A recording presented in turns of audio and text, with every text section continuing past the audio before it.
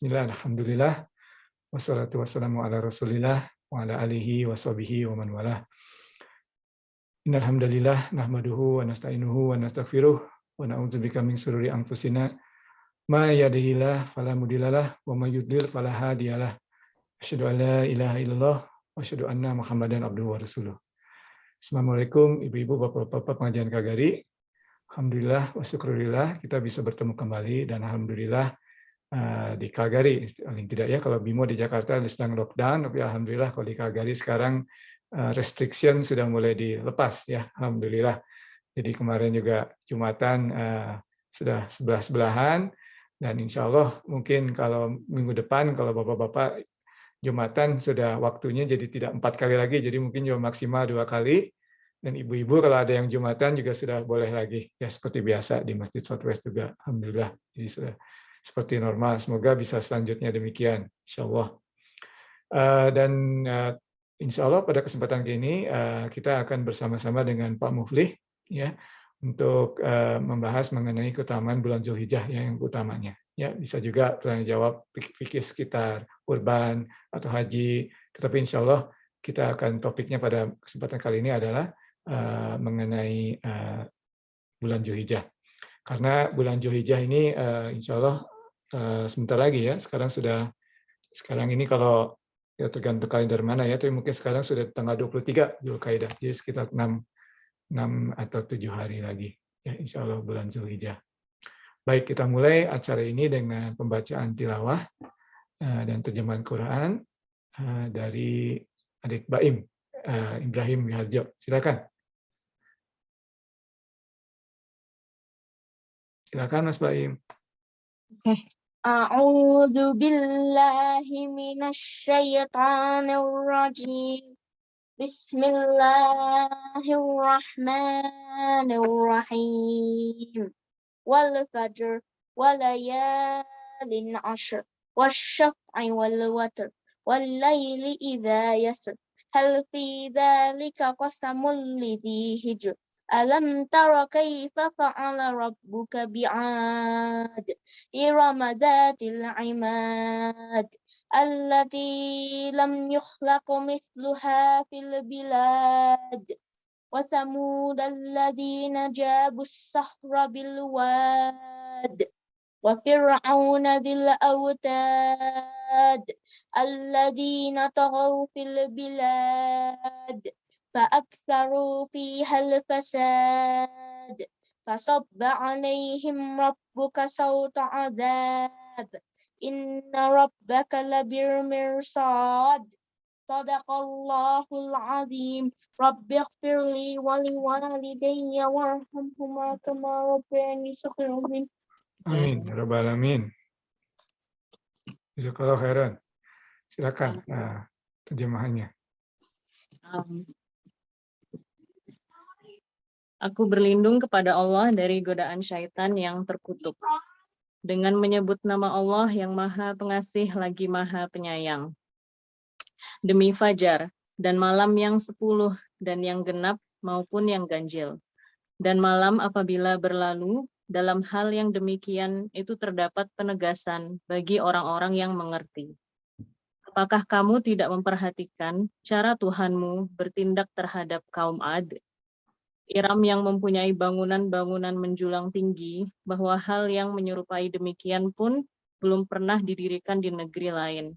Serta Samud, yang membelah bebatuan besar di lembah, serta Fir'aun yang mempunyai pasak-pasak, yang mereka itu telah berlaku sewenang-wenang di dalam negeri, sehingga mereka mengadakan banyak kekacauan di sana. Oleh sebab itu, Tuhanmu menghantamkan malapetaka kepada mereka. Sungguh, Tuhanmu adalah yang maha mengawasi. Maha benar Allah atas segala firman-Nya. Terima kasih. Jazakallahu khairan untuk Mbak Ibrahim dan juga jazakallahu khairan untuk Mbak Fauziah. Baik, kita lanjutkan cara kita selanjutnya, pengajian kita menuju kepada materi kajian. Seperti disebutkan tadi, temanya adalah keutamaan bulan Zulhijjah, dan memang dari surat yang dibacakan tadi ada pendapat ya bahwa yang 10 itu merujuk kepada malam 10 hari pertama bulan Zulhijjah. Silakan Pak Muhli, tanpa banyak waktu, silakan. Terima kasih banyak. Assalamualaikum warahmatullahi wabarakatuh. Waalaikumsalam. Innal hamdalillah nahmaduhu wa nasta'inuhu ala umuri dunya waddin wassalatu wassalamu ala nabiyyina Muhammadin sallallahu alaihi wasallam wa ala alihi wa sahbihi ajma'in, amma ba'd. Alhamdulillahirabbil alamin. Segala puji bagi Allah Subhanahu wa taala. Kita patut bersyukur dan memang sudah seharusnya bersyukur pada Allah Subhanahu wa taala.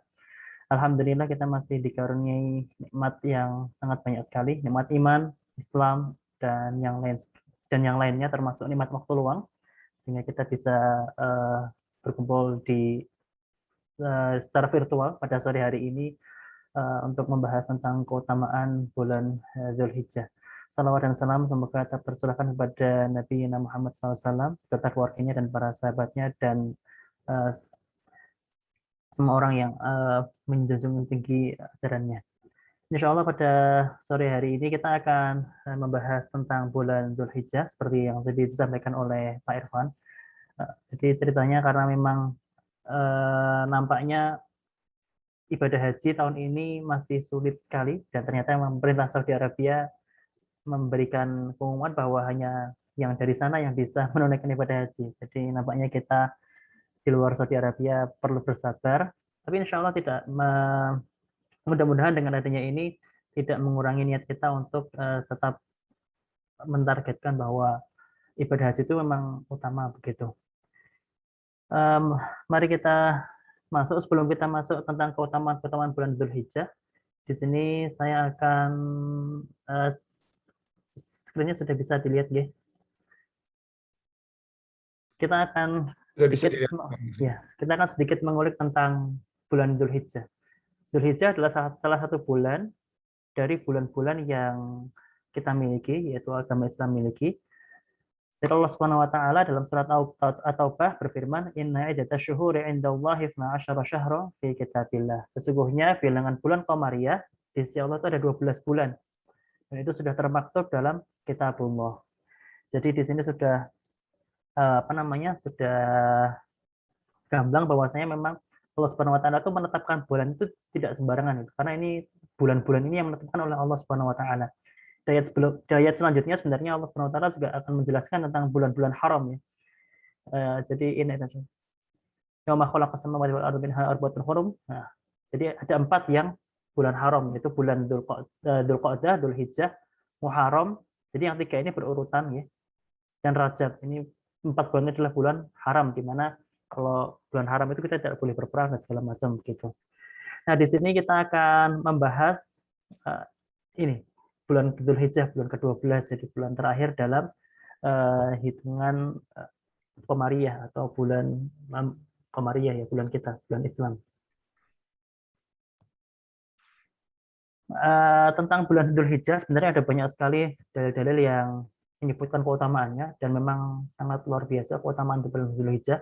Di antaranya satu dalil yang nampaknya cukup kita baca dan mudah-mudahan sudah cukup bisa menggambarkan betapa mulianya bulan Dzulhijjah ini. Jadi di sini Rasulullah SAW pernah bersabda, "Ma min ayamin al-amalu as-shalih fiha." Tidak ada hari-hari di mana ketika kita melakukan amal saleh di dalamnya, ahabu ilallah min hadhil ayam, lebih dicintai oleh Allah Subhanahu wa taala dibanding hari-hari ini, yaitu apa? Yakni ayyamul asyar, yaitu 10 hari bulan Dzulhijjah. Jadi selama 10 hari itu amalannya sangat dicintai oleh Allah Subhanahu wa taala. Kemudian qalu, para sahabat bertanya, "Ya Rasulullah, wahai Rasulullah, walal jihad."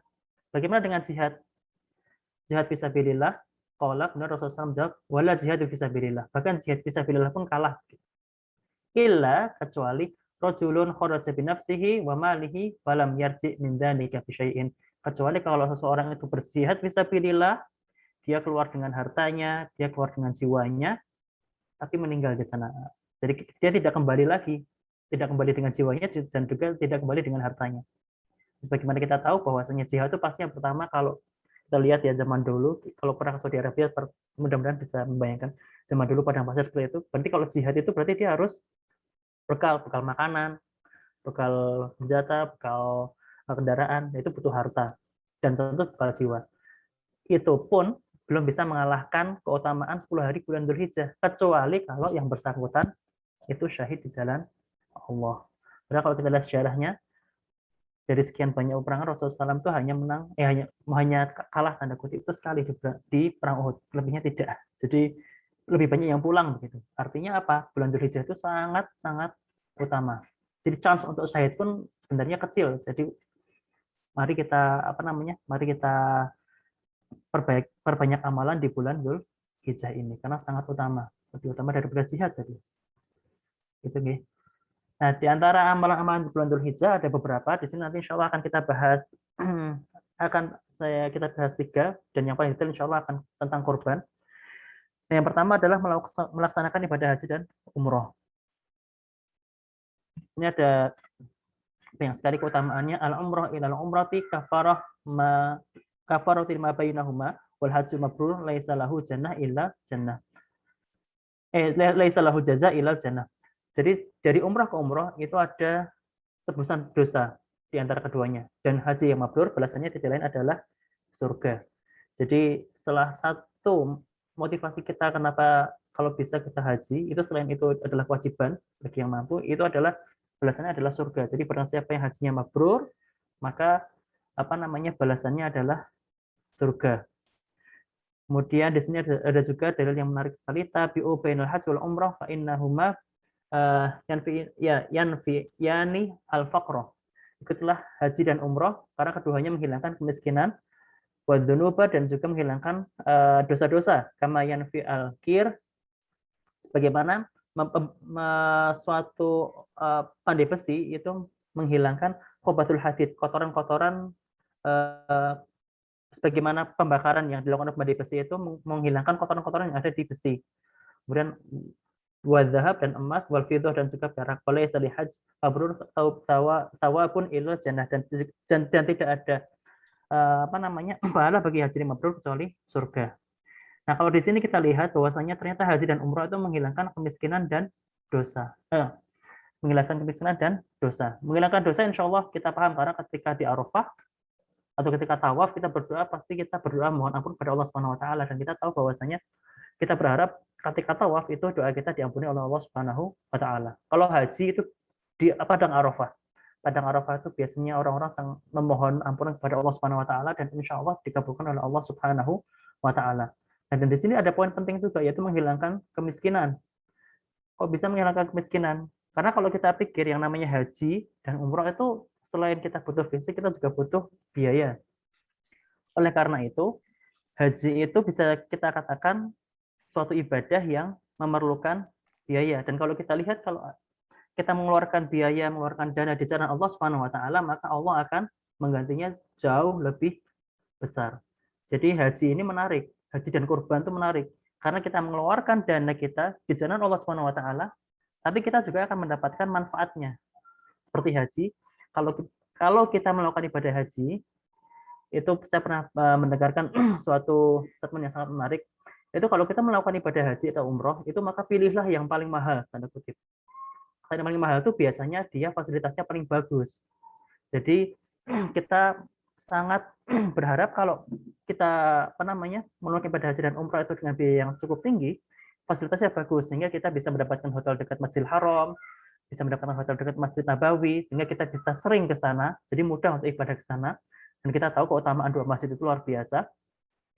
Kemudian selain itu juga kalau kita bandingkan, kalau misalkan kita hotelnya jauh gitu, jadi agak sulit datang ke Masjidil Haram, apalagi kalau pas musim panas begitu ya.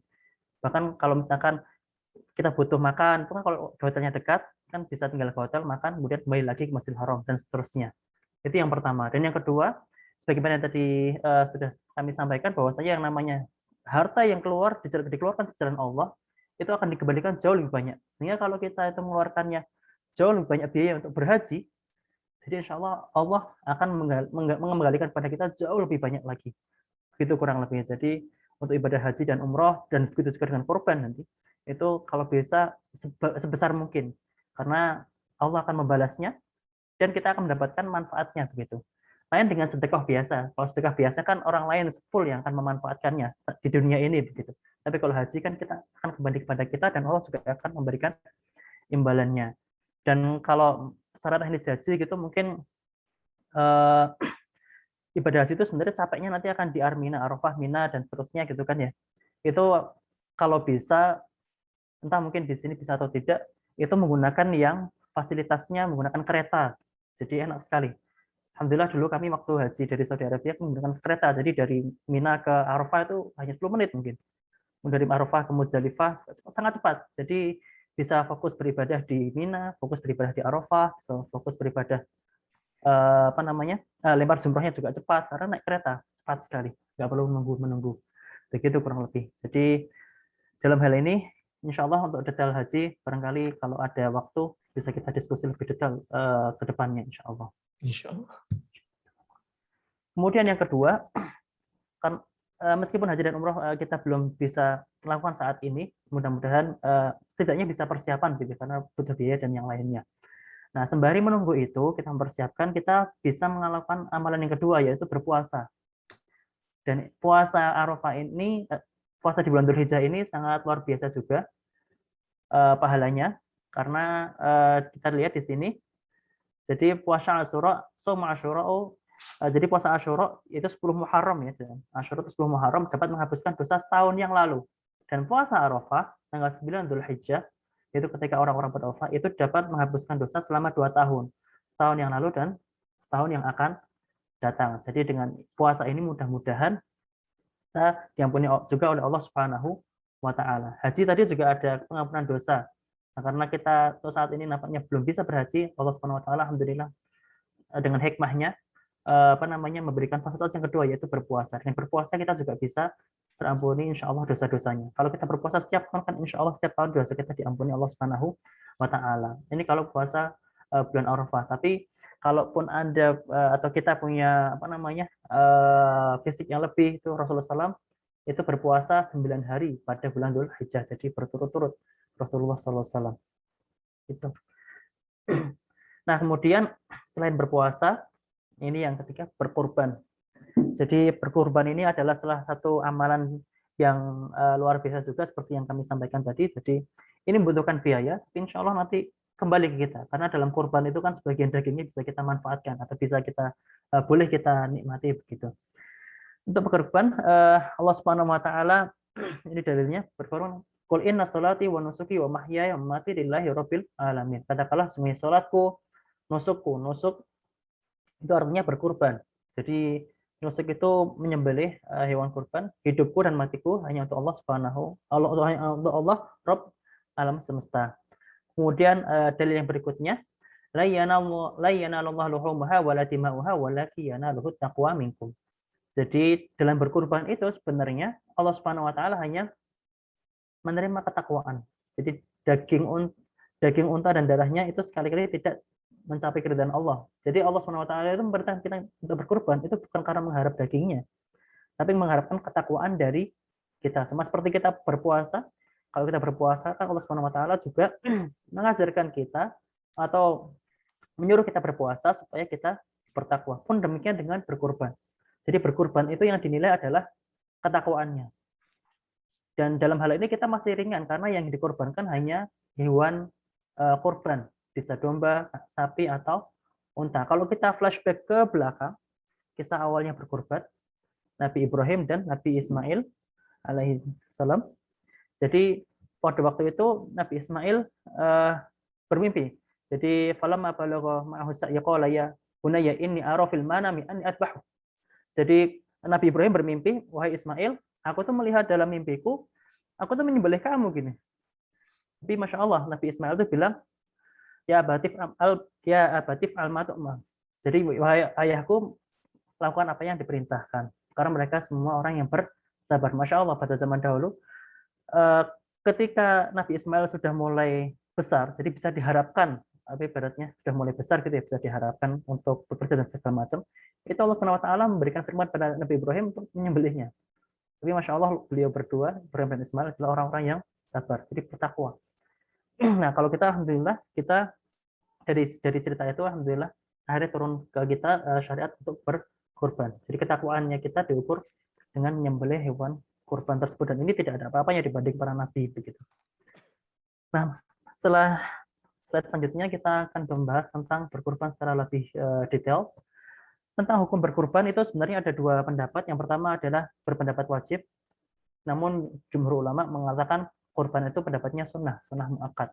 Bagi yang berpendapat wajib itu ini dalilnya. Jadi surat Al-Hajj ayat 34, Walikuli ummatin ja'alna mansikan liyadhkuru smallahi 'ala ma razaqahum min bahimatil an'am. Dan bagi tiap-tiap umat telah kami syariatkan penyembelihan kurban supaya mereka menyebut Allah terhadap binatang ternak yang telah dirizkikan Allah kepada mereka. Jadi di sini ada kata-kata disyariatkan, berarti wajib gitu. Model yang berikutnya adalah mau man wajada sa'atan falam yudhi fala yaqurbanna musallana. Barang siapa yang pulang ke lapangan, kemudian tidak berkurban, maka janganlah ia mendekati tempat sholat kami. Dan di sini ada kata non taukid di sini. Jadi falaya korban, ada non taukid itu artinya ditekankan. Jangan sampai mendekati tempat sholat kami. Jadi kalau kita bayangkan zaman Rasulullah SAW itu ketika ada orang yang kalau kita mampu kemudian kita tidak berkurban, maka kalau kemudian datang ke Masjid Nabawi itu sama Rasulullah SAW diusir gitu. Pergi karena kamu nggak korban. Jadi bagaimana perasaannya gitu. Jadi dari sini sebagian ulama berpendapat bahwasanya korban itu wajib. Kemudian di sini fasholli li rabbika wanhar, dan dirikanlah salat dan berkurbanlah. Namun di sini ini adalah dalil yang mewajibkan kurban. Namun di sini ada juga ulama yang berpendapat bahwasanya kurban itu sunnah, dan ini adalah jumhur ulama. Di antara dalilnya adalah idza dakhalat al-ashru wa arada ahadukum ayudhi fala yamassa min sya'rihi wa basharihi wa syai'an. Jika telah masuk 10 hari pertama bulan Dzulhijjah dan salah seorang di antara kalian berkeinginan, kata kuncinya di sini, berkeinginan. Jadi kalau tidak berkeinginan boleh begitu. Untuk berkorban, maka janganlah ia menyentuh atau memotong kepala, rambut dan badannya. Sebagian ulama berpendapat kuku sedikit pun juga. Jadi tidak boleh, kalau kita berkeinginan untuk berkurban, maka kita tidak boleh memotong rambut dan juga tidak boleh memotong kuku. Nah, di sini ada kata-kata berkeinginan, berarti di sini kurban itu tidak wajib, hanya sunnah. Namun karena tadi ada kata-kata ini, komprominya adalah karena di sini Rasulullah SAW itu jangan mendekati tempat sholat kami, akhirnya oke lah, sunnah, tapi sunnahnya itu adalah sunnah muakkad. Dan pada zaman dulu memang ada sebagian sahabat juga yang tidak berkurban meskipun itu meskipun yang bersangkutan itu mampu. Oleh karena itu makanya jumhur ulama itu berpendapat kurban itu adalah sunnah, tapi sunnahnya adalah sunnah muakkad. Jadi monggo bisa dipilih yang mana, yang mantapnya bagaimana begitu. Karena tiap hukum ada konsekuensinya. Kalau wajib berarti kalau nggak melaksanakan dosa, tapi kalau sunnah melaksanakan berpahala, tapi kalau tidak ya rugi begitu, kurang lebih seperti itu. Namun mayoritas jumhur ulama itu mengatakan itu sunnah. Nah, kemudian ada juga yang menarik di sini. Jadi kepemilikan hewan kurban. Jadi di sini nanti akan kita bahas tentang kepemilikan hewan kurban dan kepesertaan dalam ibadah kurban. Ini dua hal yang berbeda. Dan ini Masya Allah luar biasa sekali hikmah Allah Subhanahu wa Ta'ala, dan menunjukkan bahwa Allah Subhanahu wa Ta'ala Maha Pemurah. Jadi di sini untuk kepemilikan hewan kurban itu ada beberapa dalil yang bisa kita ambil di sini. Salah satunya adalah dari Jabir radhiyallahu anhu, dia berkata, Rasulullah SAW memerintahkan kepada kami patungan pada seekor unta dan sapi. Setiap 7 orang dari kami berserikat dalam 1 ekor. Jadi artinya di sini unta dan sapi itu bisa dimiliki oleh 7 orang. Jadi artinya 7 orang itu boleh berpatungan untuk membeli 1 ekor unta atau 1 ekor sapi, gitu. Nah kemudian, namun dalil yang lainnya juga bisa disebutkan. Dahulu kami pernah bersafar bersama Rasulullah SAW, lalu tibalah hari Idul Adha. Maka kami pun bersyarikat 10 orang untuk kurban seekor unta, sedangkan untuk 1 ekor sapi kami bersyarikat sebanyak 7 orang. Jadi di sini yang dalil kedua itu kalau unta itu ternyata bisa 10 orang. Jadi 7 sampai 10 orang. 7 orang boleh, 10 orang juga boleh kalau unta. Tapi kalau sapi itu apa namanya hanya bisa untuk 7 orang. Jadi artinya berpatungan, berserikat itu bisa berpatungan. Jadi di sini kalau sapi 10 orang boleh berpatungan untuk membeli satu ekor sapi. Sorry, unta. 10 orang bisa berpatungan untuk membeli satu ekor unta. Dan kalau sapi 7 orang bisa berpatungan untuk membeli satu ekor sapi. Nah, kalau sapi untuk berpatungan 8 orang bagaimana? Nah, itu tidak boleh, tidak sah karena dalam hadis di sini kalau sapi itu ya maksimal 7 orang. Tapi kalau unta boleh sampai 10 orang. Ini adalah kepemilikan. Jadi berserikat atau berpatungan berserikat dalam kepemilikan. Nah, kemudian untuk keterlibatan dalam ibadah alias pahalanya itu ada aturan yang lain. Dan ini adalah salah satu apa namanya yang bisa menunjukkan atau hikmah yang bisa kita ambil adalah ini menunjukkan bahwasanya Allah Subhanahu wa taala itu maha pemurah, termasuk maha pemurah dalam urusan pahala. Jadi di sini ada dalil dari Aisyah radhiyallahu anha bahwa Nabi SAW itu menyembelih seekor kambing kibas dan membaca Bismillah, ya Allah terimalah dari Muhammad, keluarga Muhammad dan umat Muhammad. Kemudian beliau berkurban dengannya. Jadi artinya di sini dari dalil ini kita bisa pahami bahwasanya Rasulullah Shallallahu Alaihi Wasallam itu kurbannya satu kambing, tapi pahalanya untuk beliau sendiri Rasulullah SAW, untuk keluarga beliau dan umat beliau. Jadi berserikat dalam pahala itu kepesertaan dalam pahala itu apa namanya sangat luas sekali. Jadi bisa keluarga, bahkan Rasulullah SAW itu beliau niatkan untuk umat beliau Shallallahu Alaihi Wasallam. Kemudian dalil yang lainnya, kana rajulun yudhi bi syatin anhu wa an ahli baiti. Pada masa Rasulullah SAW itu seorang suami atau pimpinan keluarga itu menyembelih seekor kambing sebagai kurban bagi dirinya dan keluarganya. Jadi kurban ini kalau untuk ibadah untuk pahalanya itu bisa diniatkan untuk dirinya dan keluarganya. Namun kalau untuk kepemilikan itu terbatas, 1 untuk kambing atau domba, kemudian 7 untuk sapi dan 10 untuk 1 ekor unta. Tapi kalau untuk apa namanya urusan pahala bisa kita niatkan untuk keluarga kita dan kerabat kita. Jadi bisa lebih luas lagi. Ini makanya Allah Subhanahu wa taala sangat maha pemurahnya di sini. Jadi Allah Subhanahu wa taala itu apa namanya memberikan bagi kita kesempatan untuk bisa berpahala atau mengajak orang lain juga untuk berpahala dengan berkurban begitu. Nah, kemudian kita masuk syarat hewan kurban. Yang pertama ini syarat minimal boleh jantan atau betina. Jadi di sini hewan kurban boleh jantan atau betina karena dalam akikah pun itu boleh jantan atau betina. Jadi Rasulullah SAW pernah bersabda, an ghulam syatan, bagi anak laki-laki itu 2 ekor kambing, wa an jariyah syat, kalau anak perempuan itu hanya 1 ekor. Ayadurukum ikronan kunna au inasan. Jadi pilih laki-laki atau juga boleh perempuan, itu enggak masalah. Jadi di sini artinya kalau urusan ibadah penyembelihan itu baik nanti udhiyah waktu haji, dam waktu haji atau ini apa namanya kurban, akikah itu boleh betina atau boleh jantan, itu tidak masalah.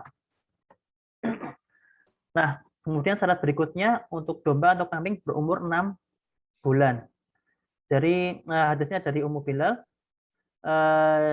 yajuzu jat'ah min dhani udhiyah. Jadi jat'ah dari dhon dibolehkan sebagai hewan kurban. Apa itu jat'ah? Jat'ah itu oleh sebagian ahli bahasa itu ada diterjemahkan domba yang berumur 6 bulan atau 7 bulan atau juga 1 tahun. Nah, di sini kita pahami kalau domba itu mungkin 6 bulan 7 bulan sudah boleh dipakai untuk berkurban. Tapi kalau kambing Jawa itu 1 tahun minimal. Kurang lebih seperti itu. Ini syarat minimalnya, syarat yang paling minimal. Kemudian yang berikutnya adalah tidak boleh cacat. Jadi dalilnya dari Al-Bara bin Azib bahwa Rasulullah pernah bersabda ada 4 hewan yang tidak boleh dijadikan kurban. Yang pertama buta sebelah yang jelas butanya. Nah, di sini kalau hewan kurban itu buta tidak boleh. Bagaimana ngeceknya? Itu bisa kalau katanya orang-orang yang berkecimpung di bidangnya, itu bisa dicek dengan kayak nutup matanya gitu. Kalau kedip berarti dia tidak buta. Tapi kalau nggak kedip berarti kemungkinan besar buta. Sakit yang jelas sakitnya, nah ini harus jelas sakitnya. Kalau sakitnya nggak jelas ya dimakfu begitu. Pincang yang jelas pincangnya, benar-benar pincang, dan yang sangat kurus. Nah, seperti tidak memiliki sumsum dan yang lainnya. Jadi di sini hanya 4 ini yang benar-benar tidak boleh digunakan untuk kurban. Buta, sakit yang jelas-jelas sakitnya, pincang yang jelas-jelas pincangnya, atau yang keempat adalah sangat kurus. Jadi kurban itu tidak boleh menggunakan hewan yang kurus. Nah, bagaimana kalau hewan itu telinganya robek atau mungkin sudah dikebiri dan yang lainnya? Nah, di sini ada ibaratnya cacat yang memang mutlak tidak boleh digunakan, atau ada cacat yang makruh untuk digunakan tapi masih boleh begitu. Begitu kurang lebih. Jadi asalkan hewan itu tidak terdapat 4 ini, maka insya Allah masih boleh digunakan untuk berkurban gitu. Nah, kemudian yang berikutnya adalah mustinah, ini afdal. Jadi dari Jabir lagi, Rasulullah bersabda, janganlah kalian menyembelih hewan kurban kecuali telah mustinah, kecuali kalian sukar memperolehnya, maka sembelihlah domba yang jaz'ah. Definisi mustinah itu bermacam-macam. Kalau domba itu sekitar 2 tahun, kemudian sapi juga 2 tahun, unta itu 5 tahun. Jadi definisinya mustinah seperti itu. Tapi kalau ternyata sulit mendapatkannya, ya bolehlah menggunakan yang jaz'ah tadi. Jaz'ah itu 6 bulan, kalau domba, kalau kambing Jawa amannya yang 1 tahun. Begitu kurang lebih. Mengenai syarat penyembelihan, ini ada beberapa, dan ini syarat penyembelihan itu umum sebenarnya, bukan hanya untuk hewan kurban, tapi untuk hewan yang sehari-hari kita makan. Yang pertama, dia mampu berniat, mumayyiz berakal, kemudian muslim atau ahli kitab, jadi kita juga dibolehkan untuk makan sembelihan ahli kitab ya. Kemudian ketika melukai itu berniat menyembelih, jadi bukan karena kita membela diri. Jadi memang niatnya kita untuk membunuh atau menyembelih, dipersembahkan kepada Allah Subhanahu wa taala, diikrarkan atas nama Allah Subhanahu wa taala, harus menyebut nama Allah Subhanahu wa taala, bismillah. Kemudian alat yang digunakan untuk menyembelih harus bisa melukai, jadi bisa mengalirkan darah, tapi bukan kuku atau gigi. Dan yang ke-8 itu penyembelihan harus mengalirkan darah. Jadi tidak boleh dipukul, tidak boleh disetrum atau ditenggelamkan. Kurang lebih pembahasan tentang kurban secara umum seperti itu, dan mudah-mudahan nampaknya memang mudah untuk kita amalkan, insya Allah.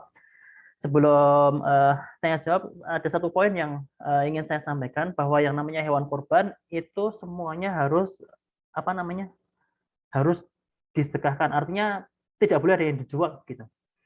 Jadi ketika berkurban, biasanya kalau kita melakukan kurban dan kita tidak mampu menyembelihnya, kadang kita butuh tenaga jagal. Nah, itu tenaga jagal dan yang lainnya atau nguliti dan segala macam itu tidak boleh diambilkan dari hewan kurban tersebut. Jadi hewan kurban tidak boleh dijadikan untuk pembayaran jasa-jasa tersebut. Oleh karena itu biasanya kalau saya sudah mulai lihat di Indonesia dan mungkin di sini, saya lihat juga untuk kita. Jadi ongkosnya itu memang agak tinggi karena memang hewan kurban itu ya harus untuk kurban. Sedangkan jasa-jasa yang lainnya itu harus diambilkan dari uang yang dana yang berkurban atau dana lain, pokoknya tidak boleh diambilkan dari hewan kurban.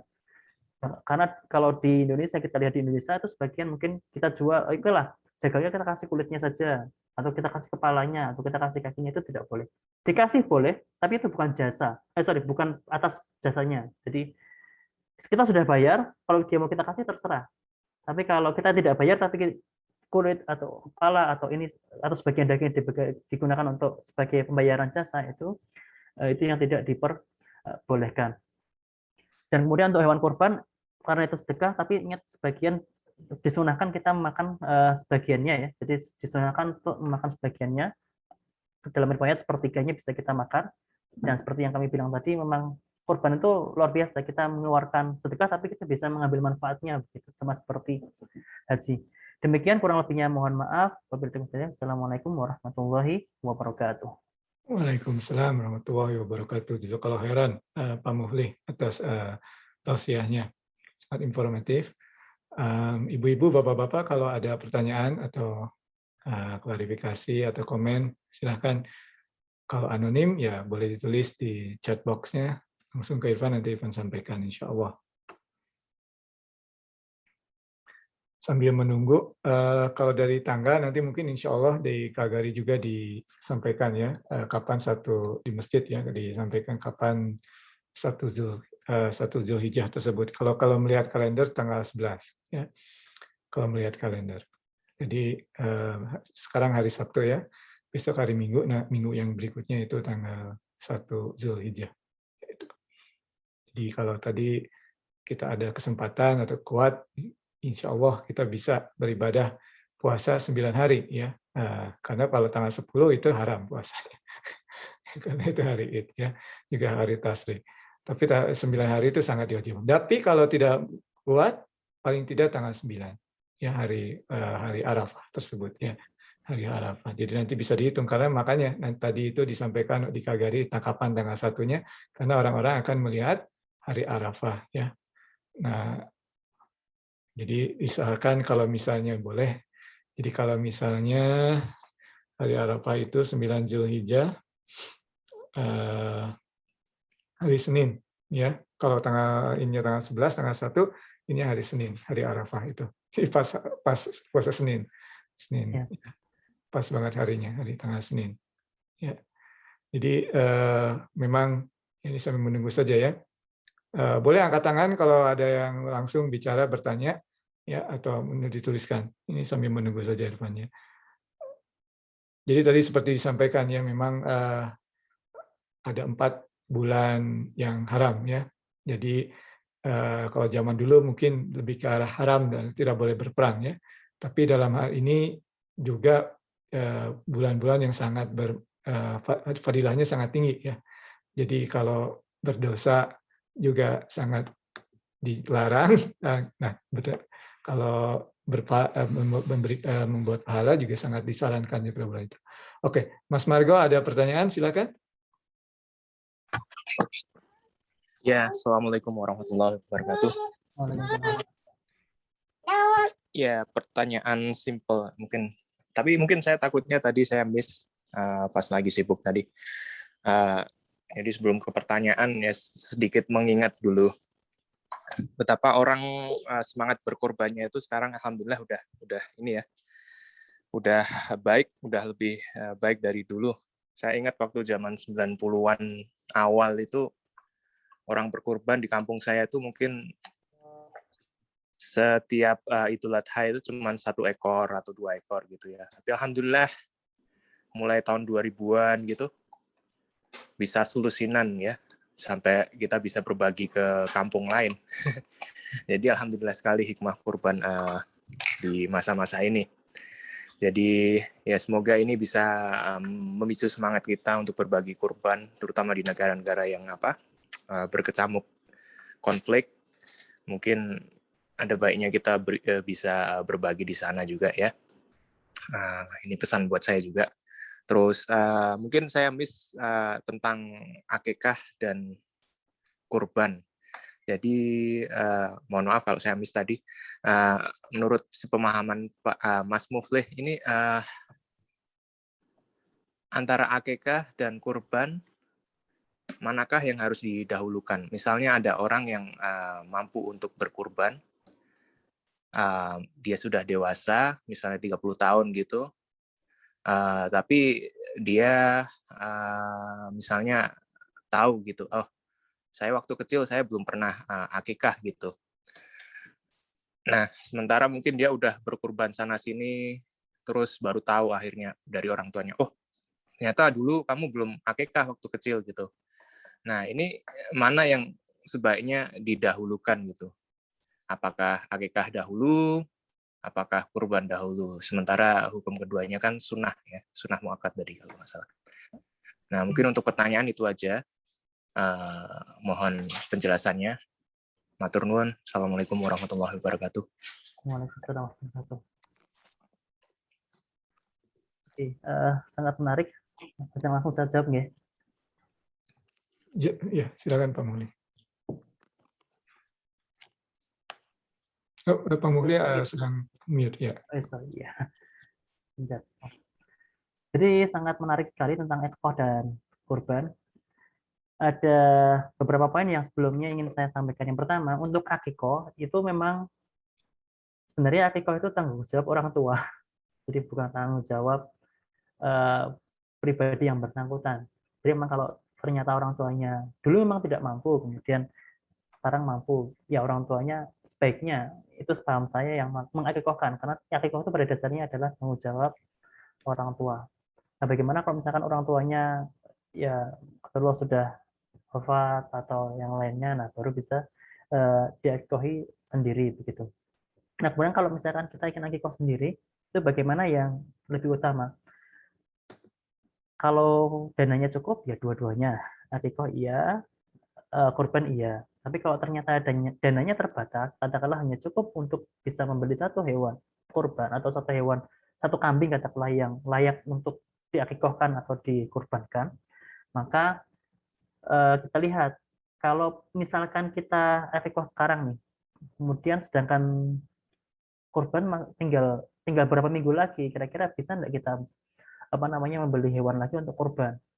Kalau ternyata tidak bisa, itu mungkin strateginya adalah karena sudah mepet, ya sudah untuk saat ini karena yang paling dekat adalah kurban, dan kurban itu sayangnya tidak bisa dilakukan setiap hari.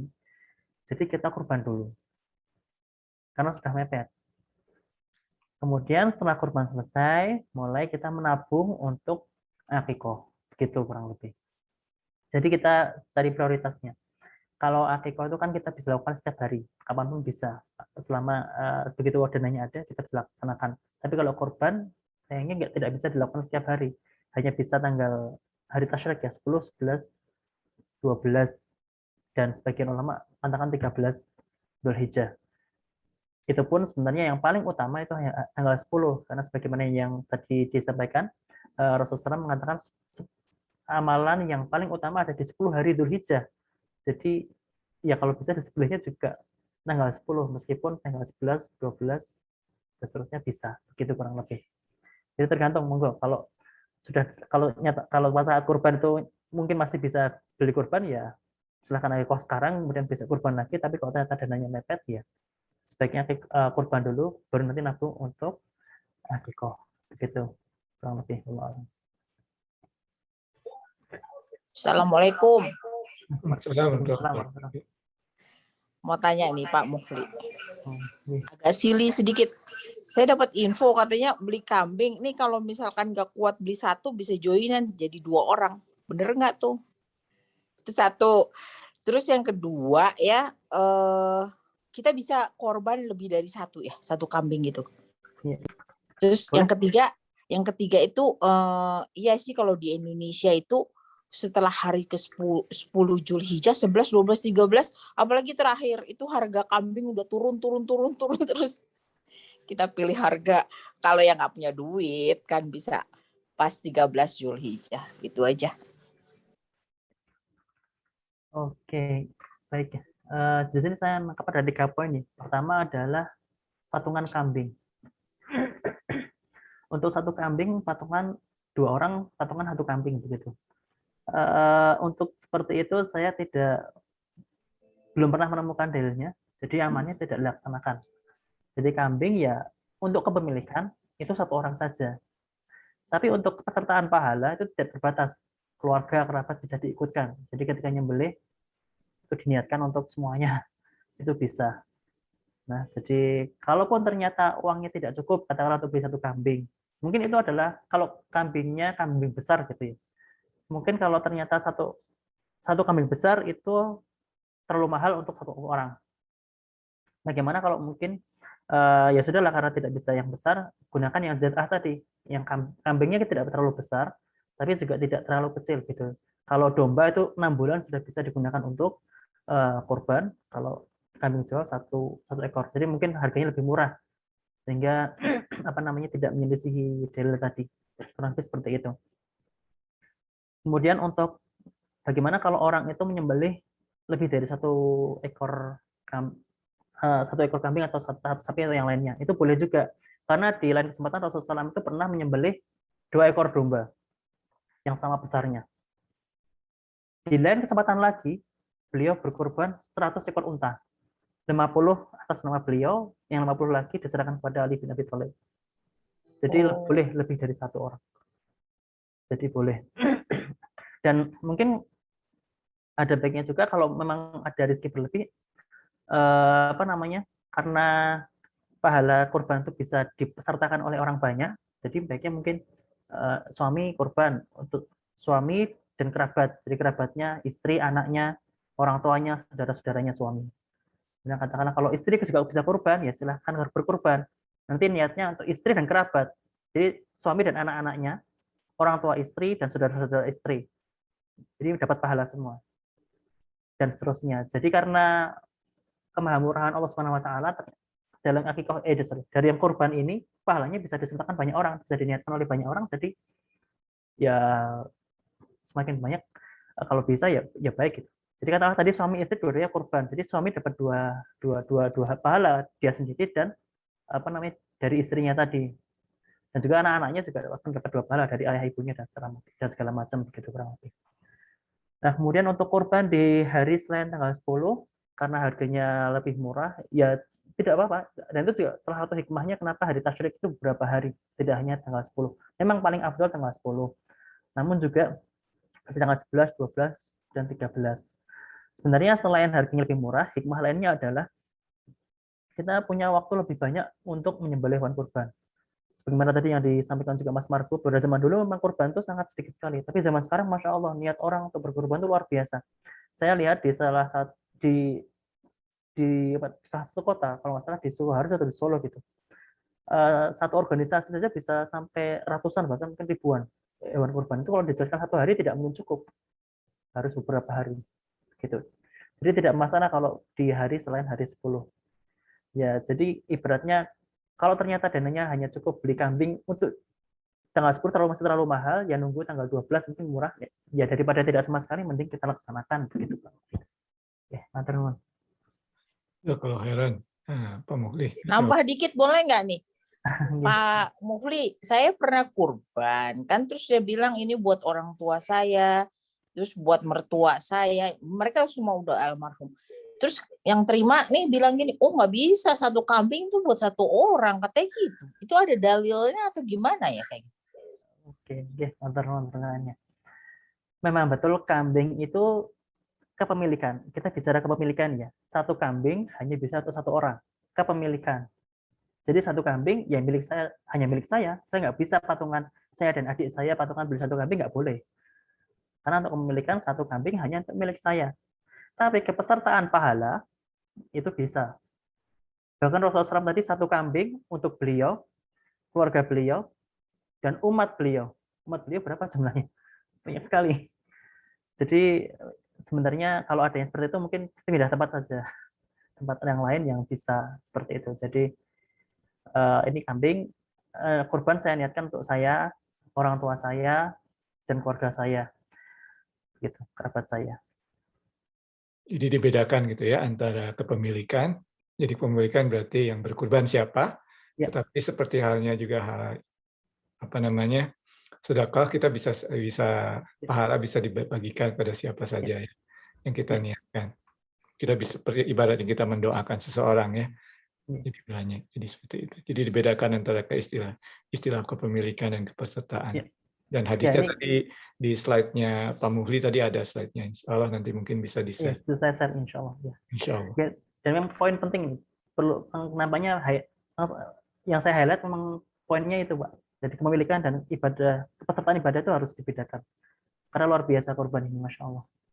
Dan memang nampaknya penting untuk dibahas.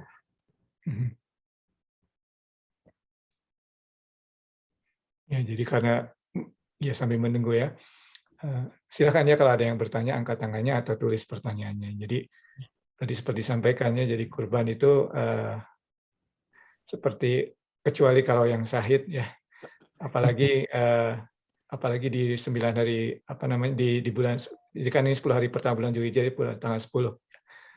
Jadi yang hanya syahid Irfan, yang ada Irfan, saya mau tanya. Oh, go ahead. Silakan mangga Ibu. Mangga. Pak Muflis, Assalamualaikum.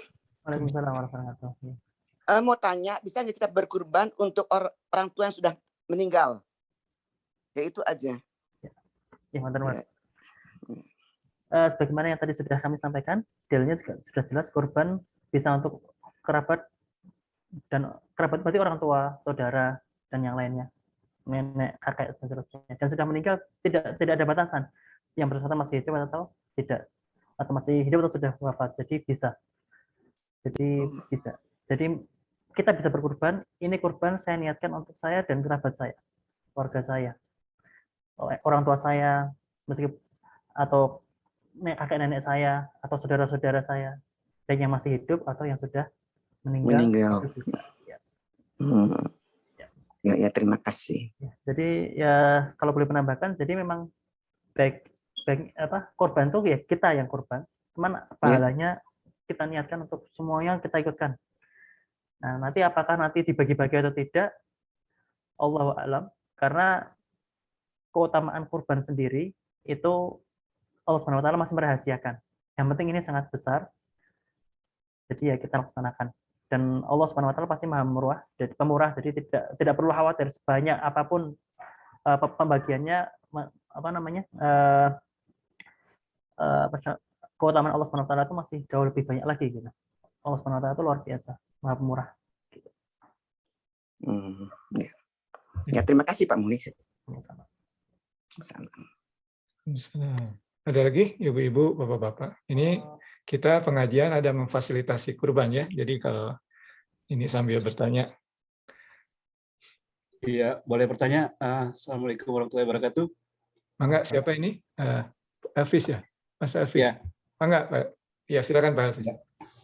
Oke, tadi mengenai kepemilikan dan pahala yang kita ini kan ya, yang kita niatkan untuk siapa ya. Jadi kalau seandainya kita seandainya kita mau memberikan orang tua kita meninggal, memberikan pahalanya ya, itu berarti kita niatkan sebagai kepemilikan karena udah meninggal, berarti kepemilikannya kita ya, tapi kita niatkan sebagai kepemilikan melalui kita, atau kita niatkan akan memberikan pahala kepada orang tua. Sebaiknya bagaimana ya? Karena sepertinya kita selalu, kalau kita berkorban, kita selalu meniatkan pahalanya untuk orang tua gitu ya, seandainya seperti itu ya. Atau diniatkan sebagai berkorban untuk orang tua melalui saya gitu misalkan ya. Oh iya. Wassalamu.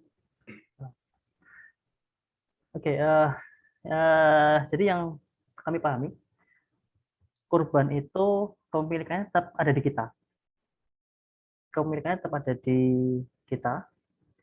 Kemudian pahalanya itu kita sertakan, beliau juga ikut dalam pahala kurban ini. Karena begini, kalau ternyata kita niatkan untuk beliau, ya hanya untuk beliau, selesai. Tapi kalau untuk kita yang kurban dan kita niatkan untuk semuanya, itu banyak orang bisa dapat. Jadi ibaratnya modal sedikit, revenue-nya banyak, gitu. Pahalanya banyak. Karena akhirnya kalau kita yang korban kan saudara-saudara kita bisa dapat, baik yang sudah meninggal atau yang masih hidup. Orang tua kita kalau masih hidup bisa dapat, meninggal pun juga bisa dapat. Kemudian ke atas, jadi mbah-mbah kita bisa dapat, dan yang lainnya. So, anak istri juga bisa dapat. Jadi modalnya cuma satu, semuanya bisa dapat. Kalau yang tadi mekanisme kedua, ini niatkan untuk korban ini atas nama orang tua saya, gitu. Ya sudah selesai di situ. Gitu. Paham saya seperti itu. Dan paham saya kalau kurban itu perlu ada wasiat untuk supaya yang bersangkutan bisa atas nama yang bersangkutan begitu. Kalau yang bersangkutan tidak ada wasiat, ya sudah kita saja yang berkurban. Nanti pahalanya untuk kita dan keluarga kita dan beliau dan yang lainnya. Jadi Allah SWT memberikan jalan gitu ya. Jadi kalau memang ada wasiat ya sebelum meninggal misalnya kita jalankan, amanahkan kurbannya untuk yang orang tua tersebut ya. Seperti yang kedua tadi dijelaskan oleh Pak Muhli. Jadi niatnya orang tua kurban. Tapi kalau misalnya tidak dan kita tahu orang tua kita belum berkurban atau tidak mampu berkurban, Allah memberikan jalan bagi kita ya. Jadi kita yang berkurban tetapi kita niatkan pahalanya juga untuk orang tua ya. Nah, bisa juga untuk beberapa orang, dan Allah SWT murah ya, tidak berkurang pahalanya bagi masing-masing orang yang lain. Jadi tidak dibagi-bagi, karena dibagi 100 orang jadi pahalanya lebih kecil ya. Tidak ada matematika seperti itu ya dengan Allah Subhanahu wa taala. Jadi ya kurang lebih seperti itu. Jadi gini, saya sedikit tambahkan lagi. Kalaupun katakanlah kita mengatasnamakan orang tua, kan kita orang tua sudah meninggal katakanlah, atau kita mengatasnamakan orang yang sudah meninggal. Ya, orang yang sudah meninggal kan sudah tidak bisa berniat lagi. Jadi atas nama beliau saja akhirnya. Dan kita masih hidup, kita bisa berniat. Nah, ini untuk saya, untuk keluarga saya, untuk beliau yang sudah meninggal dan yang lainnya. Jadi lebih luas, lebih lebih untung lah kalau secara matematis juga. Gitu. Ya. Kalau nggak salah ya, ini sedikit off topic Pak Mufli, tapi untuk menjelaskan ibadah yang boleh gitu untuk atas namakan orang yang meninggal itu haji atau hanya haji umroh? Hanya haji umroh ya, hanya terbatas ya yang boleh jadi mengatasnamakan. Ya. Di atas ya. Ya. Jadi yang berangkat tapi sebetulnya yang diniatkannya langsung adalah orang yang telah meninggal ya. Kalau ibadah yang lain kita atas nama diri kita sendiri, tetapi pahalanya boleh dibagi seperti kita berdoa mendoakan orang lain.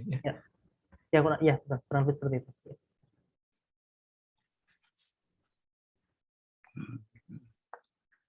Oke, ya memang menarik ya dan ya fadilahnya atau keutamanya sangat tinggi ya berkurban itu. Kalau mampu tadi seperti disebutkan ada ulama-ulama menyebutkan wajib ya. Sunat muakkad itu yang kedua yang jumhur yang mayoritas ya. Tapi muakkad itu berarti sangat ditekankan oleh Rasulullah SAW. Ya, kalau ada kemampuan silakan ya atau bisa nabung, tidak harus tiap tahun, tidak ada kewajiban tiap tahun. Yang wajib sekali saja ya, tapi kalau bisa silakan ya boleh 2 tahun sekali. Ya, yang penting kita ada usaha, ada effort ke sana ya. Karena kalau dari bahasa Arab bisa kelihatan ya apa namanya itu juga untuk mendekatkan diri ya. Jadi takwa ya. mendekatkan untuk ketakwaan, mendekatkan diri. Jadi makanya tadi sangat tinggi karena kita seperti berjihad ya, fisabilillah. Jadi meluangkan dengan harta kita, dengan tenaga kita tentunya untuk memperoleh harta kita. Jadi untuk kepentingan Allah ya untuk ini. Dan untuk tentunya juga ada aspek sosialnya juga ya. Tetapi ya yang utamanya tentunya ini adalah lillahi ta'ala. Iya betul. Tanya lagi nih. Silakan. Kapan waktu sebaiknya untuk melafalkan niat kita? Untuk waktu yang paling baik itu kapan? Oke. Ya. Waktu paling baik melafalkan niat adalah ketika menyembelih. Jadi seharusnya kurban tuh yang kurban yang menyembelih. Jadi kalau kita kurban kita yang nyembelih. Jadi kita bisa Bismillah Allahu Akbar, ini kurban, kalau bahasa Arabnya hadzali wa li ahli wa li fulan ya gitu. Tapi kan kalau kita nggak bisa nggak bisa nyembelih. Tapi kita nggak di sana ya. Kita tidak hadir di sana. Nah, oke. Nah, kalau tidak hadir itu kalau menurut pemahaman kami, menurut Syafi'i ya, itu yang penting niatnya di kita. Jadi terserah nanti yang bersangkutan menyembelihnya, yang bersangkutan menyembelih apa namanya, dia adalah wakil dari kita. Jadi akhirnya kita yang meniatkan. Pada waktu yang sama begitu ya? Tidak perlu. Ketika kita menyerahkan itu kan, jadi kita sudah mewakilkan. Iya. Secara fisik kita sudah mewakilkan, tolong disembelihkan. Nah niatnya ada di kita. Jadi ketika niatnya ketika kita menyerahkan ini buat siapa. Tapi idealnya memang kita yang nyembelih langsung. Tapi untuk saat ini nampaknya sulit untuk sana. Ya, zaman dulu mungkin atau baru mungkin insya Allah tahun-tahun ke depan kalau di Kagari bisa melihat ya, kalau tidak bisa menyembelih bisa melihat sendiri. Ya. Tapi paling tidak menyampaikan ya. Jadi kontraknya istilahnya ya. Kontraknya seperti akadnya itu pada saat kita membeli ya, itu sudah niatnya sudah ada ya. Ya, jadi sekedar bahkan afdalnya kita yang menyembelih langsung. Kalau tidak bisa kita melihat paling tidak. Tapi kalau tidak bisa ya sudah kita mewakilkan. Nah, di situ nanti disebut. Ya. Dan juga mungkin ini sambil menunggu saja ya, karena bulan Zulhijjah, kemudian kurban, ya tentunya kita melihat bahwa ini sejarahnya ya dari Nabi Ibrahim ya dengan Nabi Ismail ya. Jadi ya ini diganti gitu loh. Diganti tadinya di cobaannya adalah untuk menyembelih Nabi Ismail ya, tapi karena sudah melihat sudah aslama dua-duanya, aslama Islam menyerahkan diri, Allah SWT dengan rahmatnya menggantikan ya, boleh digantikan dengan kambing ya. Jadi kita juga sambil melihat ya pada saat berkorban itu kita lihat juga hikmahnya ya, di belakang itu ya, pengorbanan Nabi Ibrahim ya alaihissalam dengan Nabi Ismail alaihissalam ya. Jadi alaihissalam dua-duanya yang berkorban ya, atau dalam hal ini Allah SWT membebaskan keduanya karena keduanya berhasil dalam ujian tersebut. Ya. Jadi memang Zulhijjah ini memang biasanya juga selain ini adalah masa-masa kita untuk mengenang keluarga Nabi Ibrahim, ya, keluarga Nabi Ibrahim. Jadi dan kalau melihat situasi sekarang, ya Nabi Ibrahim itu sebetulnya founding father juga ya, karena Millata Abina Ibrahim ya. Jadi agama kita ini sebetulnya merujuk kepada agama Nabi Ibrahim ya. Jadi seperti itu. Dan kita jadi boleh dibilang Islamofobia ada di Mekah pada saat itu. Sebelumnya juga sudah ada ya, dari zaman Nabi Ibrahim ya. Bahkan pada saat itu Nabi Ibrahim belum punya siapa-siapa, hanya sendiri ya. Pada saat diusir dari kotanya, dipersekusi oleh pemimpin kotanya ya, Raja Nimrud.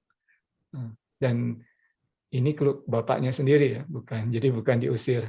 Jadi banyak kalau sekarang di masjid-masjid juga sudah mulai membicarakan tentang bulan Zulhijjah ya. Seperti itu ya. Kalau pada saat Nabi Muhammad sama ya, kalau pada saat diusir di Taif itu orang lain yang mengusirnya ya. Kalau Nabi Ibrahim itu keluarganya, bapaknya yang mengusir. Jadi di sini kita bisa melihat ya orang yang paling dicoba ya, boleh dibilang ya. Itu memang cobaannya makin tinggi itu, makin tinggi derajatnya cobaannya paling kuat juga. Nah, kita hanya mengikutinya ya dengan harta kita sedikit, sebagian saja harta kita untuk menyembelih hewan kurban. Ya, atau ya, kalau tidak mampu bisa menabung dulu sampai menjadi mampu. Tidak banyak yang diminta. Kalau melihat dibandingkan dengan asal muasalnya ya, Nabi Ibrahim. Ya. Jadi itu Nabi Ibrahim, Nabi Ismail. Dan jangan lupa juga Hajar ya. Hajar itu memang menarik juga figurnya ya. Jadi kalau dilihat dari agama-agama yang utama, cuma ada satu yang salah satu istilahnya ritualnya dimulai oleh salah seorang wanita ya. Itu agama kita sendiri ya. Siti Hajar yang memulai sa'i ya. Jadi kalau haji tadi, kalau kita sedang sa'i, ingat itu kecintaan seorang ibu terhadap anaknya ya. Dan sama ini juga mengenai aslama tadi ya, Islam, submission, surrender, sama. Menurut riwayatnya, Hajar di Quran tidak dijelaskan ya, tapi tentunya banyak riwayat-riwayat lain yang menyampaikan ya. Jadi ada juga film Hollywoodnya juga ya, The Bible juga, karena di Genesis itu juga disampaikan ceritanya. Jadi Hajar itu ditinggalkan di Mekah, tanya kok ditinggalkan? Tapi Nabi Ibrahim tidak sanggup menjawab. Ya. Hajar terus bertanya, kok ditinggalkan saya? Tidak terjawab. Kemudian beliau Siti Hajar bertanya, ini perintah dari Allah? Kemudian Hajar tidak bertanya lagi setelah itu, karena memang beliau sadar bahwa ini pasti perintah dari Allah. Ya, jadi kalau begitu ya, oke. Kalau perintah dari Allah, saya niat ya menyerahkan diri untuk ditinggalkan bukan seperti sekarang ya, Mekahnya pada saat itu masih kosong ya. Tapi kita bisa melihat fadilahnya ya, atau kita bisa mempelajari orang-orang yang mungkin pada saat hidupnya sepertinya tidak berhasil ya, sepertinya tidak berhasil. Siapa yang mengingat Hajar pada saat itu ya, mungkin ibunya Nabi Ismail kemudian meninggal ya. Disebutkan bahwa makamnya ada di dekat Ka'bah ya. Tetapi sampai sekarang orang mengingatnya. Jadi kesuksesan kita itu sebetulnya tidak dilihat, kadang-kadang tidak bisa dilihat pada saat kita hidup, tapi pada saat kita meninggal, orang ingat gitu ya, kalau memang sukses. Nabi Ibrahim juga demikian, paling berapa ya yang mengikutinya pada saat itu, kalau tidak salah 100-300 orang maksimal pada saat hidupnya. Nabi Nuh 1000 tahun lebih, umurnya 900 tahun sekian, berdakwah hanya 100 orang. Ya. Nabi Muhammad SAW 100 orang juga, 13 tahun di Mekah. Ya, jadi kadang-kadang seperti itu. Atau kadang-kadang ada yang meninggal ya, juga yang waktu di Mekah. Jadi kesuksesan itu, niat kita itu insya Allah kita kadang-kadang tidak melihat dari di dunia ini ya. Jadi kita berkorban, jihad fisabilillah dalam bentuk kurban atau dalam bentuk sedekah di 9 hari bulan Zulhijjah ini ya, berpuasa, kalau tidak berkurban berpuasa. Kalau tidak 9 hari, 1 hari, jangan lupa berdoa di pada saat hari Arafah ya, tanggal 9, jadi hari Senin ya, insya Allah. Jadi jadi sekarang hari Sabtu ya, besok minggu depannya lagi tanggal 1, dihitung 9 hari dari tanggal 1 tersebut. Oke. Ada lagi pertanyaan untuk Pak Mufli mengenai kurban atau mengenai keutamaan bulan Zulhijjah? Van, ada pertanyaan tuh di Facebook, Van. Coba dicek deh. Sebentar ya.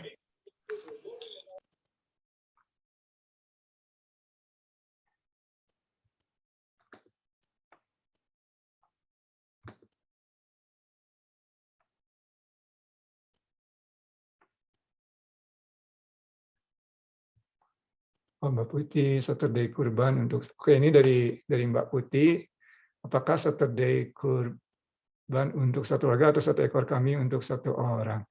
Jadi mungkin tadi sudah dijelaskan kalau Mbak Putih masih online jadi pertanyaannya Pak Muhli mengenai mungkin mirip dengan pertanyaan yang pertama ya, mirip dengan Mbak Linda tadi ya, 1 kurban untuk 1 keluarga atau 1 ekor kambing untuk 1 orang. Ya, jadi kepemilikan dan kepesertaan tadi ya mengenai siapa yang berkurban dan pahalanya mungkin bisa diulang dari Mbak Putih ini. Oke, mengenai kurban tadi sudah kami jelaskan bahwasanya untuk kepemilikan memang 1 ekor kambing itu hanya bisa dimiliki 1 orang. Namun kepesertaan dalam ibadah itu 1 ekor kambing bisa kita sertakan banyak orang. Keluarga boleh ikut, kerabat juga boleh ikut. Jadi tidak terbatas kalau kepesertaan ibadah. Tapi kalau kepemilikan hanya boleh untuk 1 orang gitu. Oke, jazakallah khairan Mas Mufli. Demikian Mbak Putih kalau masih online di Facebook ya, jawabannya. Dan tentunya Mbak Putih bisa merewind lagi ya ini acara ini ya, karena di Facebook ada juga. Kemudian ini dari Ibu, ini mungkin dari yang follow Facebook kita ya, Ibu Sari Aprilianti. Assalamualaikum Pak Ustadz, mau tanya, saya sudah umur 30, saya belum diakikah oleh orang tua. Jadi ini mungkin mirip pertanyaan tadi siapa lupa ya, tapi pertanyaan. Jadi 1, beliau ibu ini belum diakikahkan dan ternyata ibunya juga belum akikah. Jadi mungkin pertanyaan di sini lebih ke arah ibunya karena mengomentari Pak Muhli tadi ya. Jadi karena akikah itu kalau menurut dalil yang sementara ini Pak Muhli ditemukan itu adalah tanggung jawab orang tua. Apakah boleh beliau mengakikahkan ibunya? Pertanyaannya demikian Pak Muhli. Oke, terima kasih. Ya seperti yang tadi sudah kami jelaskan, jadi itu memang betul tanggung jawab orang tua. Namun kalau ternyata orang tua sudah wafat, akhirnya ya sudah kita bisa mengakikahkan untuk diri kita sendiri. Nah, namun bagaimana dengan orang tua kita? Kita lihat kalau ternyata orang tua kita belum akikoh, tapi juga ternyata orang tua kita qadarullah belum mampu. Jadi mungkin baiknya teknisnya adalah kita memberikan dana untuk orang tua kita dalam bentuk dana. Kemudian dana itu digunakan, jadi dana itu kita hadiahkan pada orang tua kita. Kemudian dana itu dibelikan kambing untuk akikoh beliau sendiri. Mungkin itu lebih selamat dari khilaf para ulama, perselisihan pendapat para ulama begitu. Jadi diberikannya dana, untuk dana. Berarti kalau orang tuanya masih hidup ya Pak? Ya, kalau orang tua masih hidup, ya. Kalau sudah meninggal, ya sudah.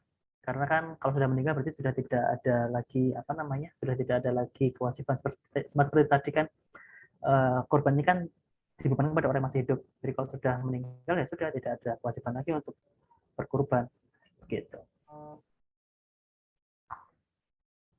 Mungkin untuk klarifikasi, jadi hukumnya akikah itu bagaimana Pak Mufli? Hukumnya akikah sebenarnya nampaknya setahu saya sunnah, tidak sampai wajib ya. Ya, jadi Meskipun di kurban situ, pun sebetulnya, ya, sorry, go ahead. sorry Mas. Ya, Meskipun di sana, ya, meskipun di sana disebutkan bahwasanya kalau belum diakikahi masih sebenarnya belum bebas lah, kurang lebih seperti itu. Masih, jadi tapi itu kan tidak ada dari situ, dari situ tidak ada ancaman atau yang lainnya, atau tidak ada perintah, sehingga ulama memahaminya itu adalah suatu hal yang sunnah. Jadi dalilnya juga dari yang disebutkan kan, untuk anak laki-laki 2 ekor, tidak ada kata perintah di situ. Jadi di situ akhirnya orang mengatakan itu sunnah. Gitu. In any case mungkin dari Al-Quran juga ya, la yukallifullahu nafsan illa Jadi kalau memang misalnya orang tua pada saat itu tidak mampu ya, atau qadarullah lupa atau bagaimana ya, jadi ada satu dari Al-Quran tadi, kalau tidak mampu ya tidak dibebani kalau tidak mampu ya, itu satu. Dan kalau lupa ya kita juga tidak kita tidak di apa istilahnya, tidak mas'ul itu tidak dipertanggungjawabkan ya kalau pada saat kita lupa ya, kalau kita lupa kita tidak. Jadi kalau misalnya aduh orang tua sudah meninggal dan belum, ya sudah tidak apa-apa ya, masih banyak hal lain yang bisa kita, misalnya kita bisa berkurban kemudian pahalanya untuk beliau juga bisa. Sedikit menambahkan dan sedikit melebar. Jadi mengenai ya ini tanggung jawab ibadah itu juga penting. Seperti tadi yang disampaikan oleh Pak Irfan, bahwasanya untuk orang lain hanya bisa untuk haji dan umroh gitu. Jadi korban memang sebagian ulama berpendapat kalau yang sudah meninggal ya kalau atas nama beliau kan berarti karena sudah meninggal, karena beliau akhirnya beliau itu tidak memiliki kewajiban atau tidak terkena hukum sunnah untuk berkurban, sehingga tidak perlu kurban atas nama beliau yang sudah meninggal. Nah kemudian untuk haji dan umroh ini menarik karena yang saya pahami sebagaimana yang tadi disampaikan Pak Irfan, kalau ternyata orang ini itu haji kan berarti dia syaratnya harus mampu fisik dan harta. Kalau ternyata ada orang mampu fisik dan harta, katakanlah ada kerabat kita, atau ada orang tua kita itu beliau sudah mampu secara fisik, harta juga sudah mampu, tapi ternyata beliau tidak berhaji-haji sampai beliau wafat, akhirnya sebagai anak harus membadalkan. Itu pendapat ulama sebagian seperti itu. Karena sebenarnya beliau itu mampu tapi nggak segera dilaksanakan sampai haji, sehingga akhirnya apa, nanti ketika sebelum pembagian waris dananya disisihkan dulu nih untuk haji, dibadalkan ke orang lain begitu. Itu sebagai pendapat seperti itu. Namun ada pendapat lain bahwasanya tidak perlu dihajikan, jadi kecuali kalau ada wasiat. Jadi itu kaitannya dengan beban tadi. Selama hidup kita terbebani, tapi kalau sudah mati kita sudah tidak lagi terbebani. Gitu. Mas Bimo, silakan Pak Bimo. Assalamualaikum. Sebenarnya bukan pertanyaan sih, tapi terima kasih aja untuk Mas Mufli udah berbagi waktu dan ilmunya untuk kita semua. Nanti cuma titip pesan aja, mungkin sebelum kita tutup nanti dengan doa, nanti mungkin kita bisa sisipkan doa juga untuk ada kawan kita yang alumni Calgary tapi sudah di Jakarta, Ivan, dia kayaknya sedang terpapar COVID ini, jadi mungkin bisa kita berdoakan supaya segera disembuhkan. Itu aja kan, Mas. Ya, oke. Oke, insya Allah nanti kita doa sama-sama Pak Mufli ya, sudah selesai. Ini satu pertanyaan lagi dari Mbak Putih tadi ketinggalannya, apakah kurban harus dilakukan setiap tahun atau bagaimana? Ya, oke, terima kasih pertanyaannya. Jadi memang mengenai kurban atau harus setiap tahun atau tidak, itu yang saya pahami kurban itu dilaksanakan setiap tahun. Karena tadi kan dalilnya dari surat Al-Kautsar, inna a'tainakal kautsar fasholli li rabbika wanhar. Jadi fasholli li rabbika wanhar. Fasholli di situ itu dimaknai sholat Idul Adha yang biasanya kita setiap tahun lakukan.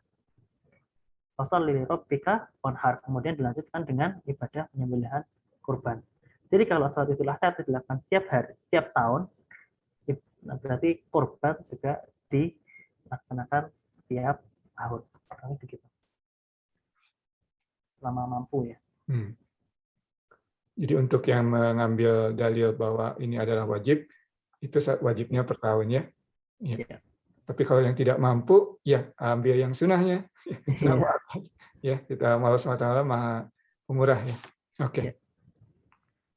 Untuk dalil wajib atau tidak itu tergantung kita ya. Jadi kita mantap yang mana. Jadi kalau dalil ya tadi saya sampaikan dua-duanya supaya kita bisa melihat dalil seperti apa, lalu kita bisa memilih. Jadi ketika memilih itu kita ada dalil yang kuat gitu. Dan selama dalam beragama kita punya dalil kan, insya Allah aman. Sunnah silahkan, sunnah muakkad silahkan, atau mau wajib juga silahkan. Oke, ada pertanyaan lain dari ibu-ibu, bapak-bapak?